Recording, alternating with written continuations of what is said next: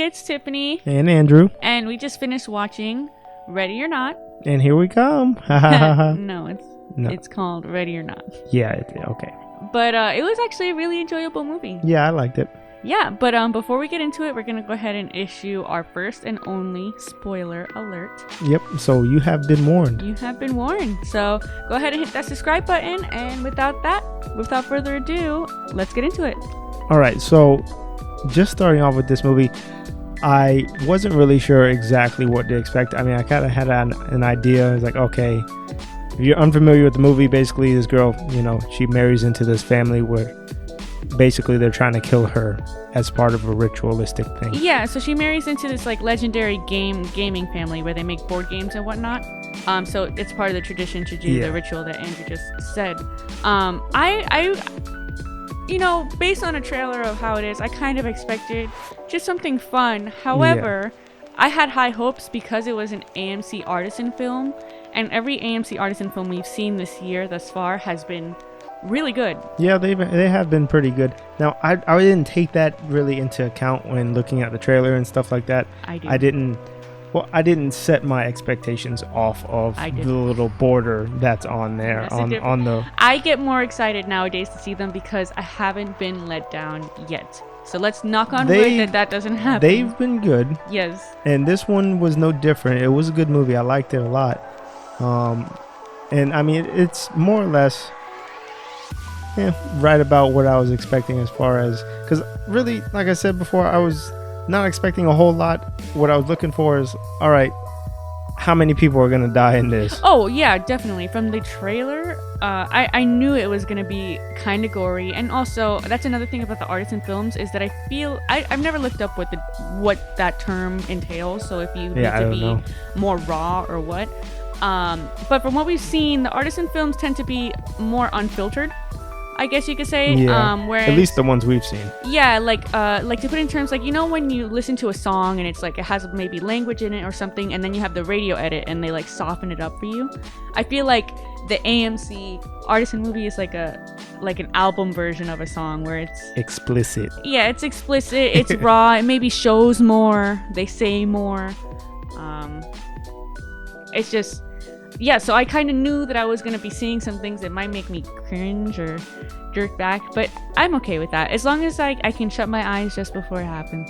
Oh, yeah, there were definitely some scenes like, for instance, when Grace fell down that well or that, that area or whatever inside the goat house or whatever, and she had to climb her way back up after being shot in the hand by this little boy who she rightfully gave a nice right hook to. Yeah, so to paint a picture for you guys, if you haven't seen it, Grace, she's running from the family, and at one point, like, everyone in the family is in on it. They know they have to kill her. Even the kids. The kids are kind of being... What's the word? There's a word for it when you're like being impressionate. Groomed. They're being groomed for this life, you can say. Like, they're read bedtime stories that are kind of like alluding to it. Yeah.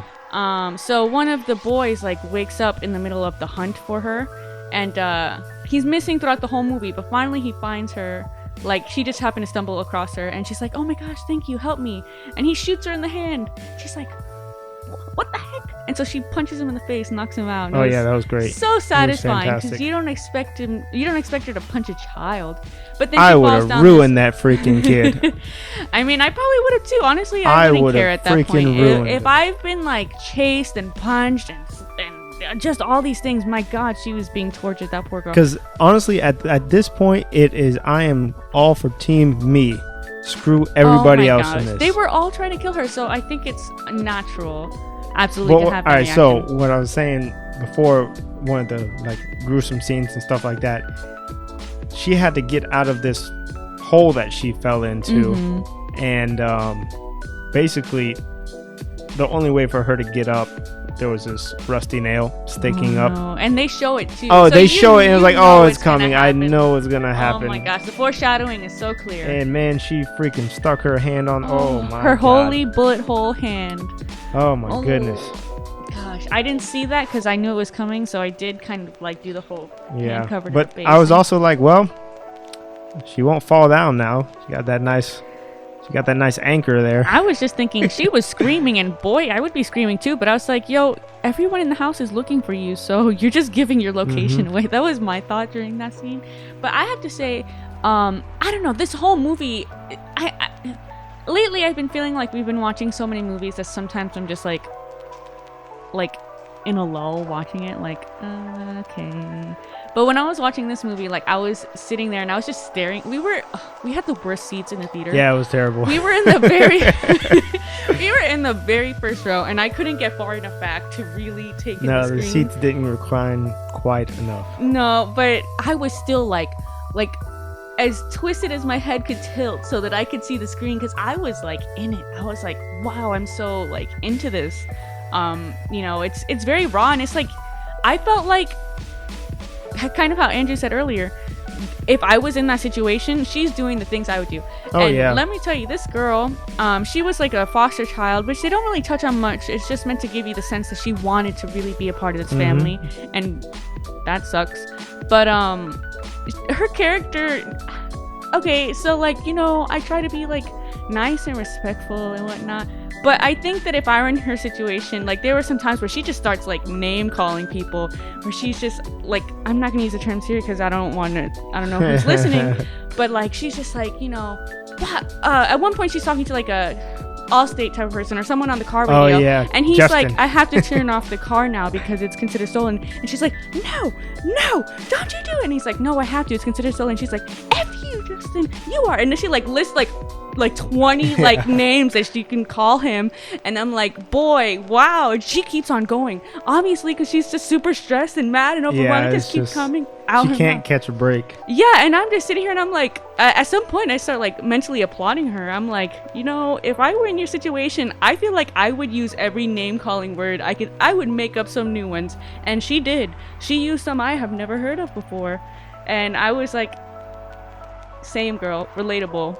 Yeah, I think really the funniest part of that whole scene is after all this had happened and everything, the guy Justin from basically the OnStar, he's like, can I do anything else for you? He's like, yeah, go F yourself, Justin. And he's like, okay then. He's like, thanks for talking. And he hicks up, and I'm just like, oh my gosh. But that's not the only situation. Like, there was another time where there was an opportunity for someone to help her. Like, they came by in a car, and they don't help her. Well, I was 100% expecting that to be like, I thought it was going to be a family member, I was just too. like, oh, they're just going to run them over. Oh, I was expecting that. But no, they kind of like said, get out the road, lady. And they leave her, and she's like, freaking rich people. Sorry, our cat's making noises over here. But she's like, freaking rich people. Like, and she just starts calling him names, and she basically, anyone that like makes her slightly frustrated just gets the end of her mouth. Like, she is not. Well, I mean, you got to think of what she's been through. Oh, no, absolutely. Like I'm saying, relatable. Yeah, absolutely. Because sometimes you watch horror movies and it's like, why are you doing that? Or why aren't you, like, you know, like when you're in a horror movie and they just scream and then fall. It's like, no, like, honestly, if I was running away from a serial killer and like I had an opportunity that I wasn't supposed to be quiet, because obviously I don't want to get caught, I'd probably be like, what the heck? What the heck? Like, I'd be like frustrated too. So it was definitely very enjoyable. But another enjoyable thing, and I don't want to talk too much because I feel like I'm definitely talking more than you. I really enjoyed this movie. Was that, okay, so the whole movie, the family thinks they have to kill her or they die. And or something bad will happen. It's very clear, like, but they're all like, some of them are like, do we even know if this is true? Because obviously they've always went with the ritual, or they'd be dead in their mind. So like, is this true? Like, I really like her. Some of them like her, and other ones are like, I don't care. I got my own kids I need to look out for, whatever. And so you can, like, as an audience member, you get a sense of like, is it true? Because it's kind of crazy, these stories that they're telling. Like, come on now. Now, they did allude to a couple of other people that didn't do the ritual, and they ended up dead some way or somehow. And I mean, that's really the only allusion that you have to it, that maybe up it is until real. Like towards the end and everything like but that. even then, they have times where they kind of like, they allude to it, but then they're also like, they write it off. Like, some of the characters are like, yeah, but you know that's a load of crap, or whatever. So, well, to be fair to their defense, the game of hide and seek has only been drawn twice in like the last 50 years or something like that. And so generation to generation, you don't see that game being played very often. I mean, like you said, two of the other characters they played, backgammon and so you don't have to play maid. hide and seek. It's like luck of the draw. Yeah, exactly. How do you even play old maid? What the F is old maid? He was like, okay. So like throughout the movie, like they're like, there's this kind of emotional struggle between like the characters on whether they do what's right and they help Grace, or they do what's best for them, like every man for themselves type of thing. And so at the end of the movie, she's captured. I kind of expected her to be captured the whole movie, because I figured, I want to know what happens when she gets captured. So I figured they were going to show it. They were talking about it so much that she needs to be alive for the ritual. She needs to be alive for the ritual. So they're probably going to show it. So they capture her. And then, like, at the last second, because she has to survive till dawn. Otherwise, the family dies. Is like. Also, what's considered dawn? I mean, really? Sunrise is how they kept defining it. So I'll leave it at that. Oh, okay. But, so, like, she, at the last second, like, they're about to, like, finish the ritual, which is basically stab her in the heart after, like, drinking what I assume is blood. Whatnot, but she like managed to jerk away, and so she doesn't get stabbed in the heart. She gets stabbed in the shoulder, which I imagine hurts a lot, but she doesn't die. And so when that happens, like one of the characters looks at the window and the sun is up, and they're like, no, and like someone opens the window. The way she opens up that damn window, it was they all look are like a bunch vampires. of vampires. They're like, ah! And they're like cringing, and then like, so like 30 seconds go by, 45 seconds, which feels like a lot, when you're watching a movie, and they're just like covering their faces, like they just, I don't know, and then it gets very awkward when they realize, most of the time they were all like screaming and stuff too. They were all and nothing was happening to them, and I was like, this is great. And then they start like looking at each other, and they're like, they have this like sheepish face, like, well, this is embarrassing. Like I almost expected a character to just flat out say like, yeah, well, especially because the person that really pushed everything over the edge was the husband, the groom. Father. The groom is the one that at the final, at the very end, he's the one that really put the knife through her heart, metaphorically speaking, but missed. Yeah, but missed. So I mean, that little bit of time, that limbo where nothing was happening, he was like, oh crap. Oh yeah, I see what you're saying. Yeah, he's like, oh, I messed up, and he realizes that, so he turns to her, he's like, honey, like da-da, and she's covered in blood, and she's I'll talk about this in a second, but like she's covered in blood, and she's like very like kind of, I feel like she looks between a mixture of satisfied, like, you mother heckers, but also like really upset, like, you guys seriously like tried to kill me and nothing is happening, and also I got away and now you guys are stopping. So like there's a mixture of emotions in her face, and it's just so satisfying. And then so like everyone's like, I don't know what happened. But then one of the characters is like, no, I'm still gonna kill her. Aunt is like, still got a girl, still dies. Because it's like a satanic cult type of thing. Yeah. So like, we won't. I didn't realize down. It was a satanic cult until they were all like, "Hail Satan!" And I'm like, "Oh." It was very alluded to, like like, y'all crazy. The guy literally Googled in the middle of the movie, like, are devils deals real or deals with the devil? Like, so I assume that they thought that they were working with the devil, but she's like, no, I'm still gonna kill you. I won't let you down. See, and so like, but then she goes to kill her, and she explodes, and then everyone's like, oh no, and I'm like, oh yes, just because. I don't know. I was so rooting for Grace the whole movie. I was like, yes, girl. And so what I couldn't tell is that did she have the power to make them explode? Because it seemed like as she was making them upset, they were exploding. Because the husband didn't die until the end, until he was like, please take me back. And she was like, haha. And she took off the ring. She's like, I want a divorce, and threw it at him. And then he exploded. That was more so just like good timing. Because theatrics. She could have taken him back, and he still would have exploded. Why is he begging for forgiveness? You're gonna die. Well, I mean, like I said, I think that's just for like theatrics. I don't think she explicitly had the power to. I don't know, but and then so after everyone dies, like the building's on fire, and then in the fire you see for like 1 second like the silhouette of the devil, or like a human version of the devil, because he's not all horned like depicted in lore. But and she's like, well, crap. And then she just leaves the house, because I guess she was at that point they've exploded, so I'm assuming you believe, wow, this myth is real. More like time to get the freak out of here. Well, no, I think she's been through enough where she's like, I won. I beat you at your stupid game. But I think that she did not, and I didn't expect to see the actual, like, for them to show, like, the devil just sitting there, like, watching, enjoying. But I found that very satisfying. Like, I felt like it brought the whole thing to, like, full circle. There was no questions left unanswered in my book. I was like, huh? Oh, there goes that thing. Oh, yeah. Yeah, they were rightfully crazy. So crazy. Yeah, I want to talk about that for a second. Games aside, these mofos are way out there.